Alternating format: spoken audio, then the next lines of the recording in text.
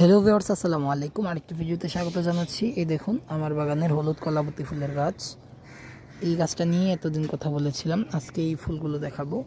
আর ফুলগুলো এর আগেও দেখেছি, ঝরে যাওয়া ফুলগুলো দেখানোর জন্য আজকের ভিডিও।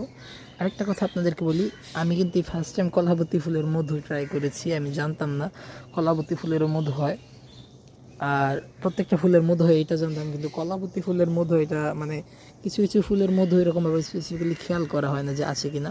এই ফুলগুলোর এই শেষ বৃন্ততে কিন্তু মধু থাকে, এটা আমি জানতামই না। সত্যি কথা বলতে ফুলগুলো ঝরে যাওয়ার পর খেয়াল হয়েছে। আমি আগ্রহবশতই মধুর জায়গাটা একটুখানি চুষে দেখেছিলাম। অনেকটা পরিমাণ মধু থাকে এই ফুলে, আর অনেকটা কলার ফ্লেভার থাকে সত্যি কথা বলতে।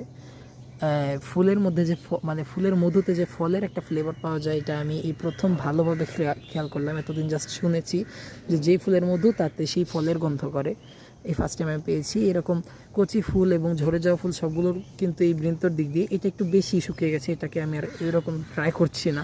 কিন্তু একদম টাটকা ফুল যেটা গাছ থেকে ঝরে পড়ে সেটা কিন্তু মানে অনেকটা মধু থাকে আমি যা পেয়েছি, এবং খুব সুন্দর একটা টেস্ট পাওয়া যায়। কলাবতী ফুলের মধু সম্পর্কে আপনারা কারা কারা জানতেন অবশ্যই কমেন্ট করে জানাবেন।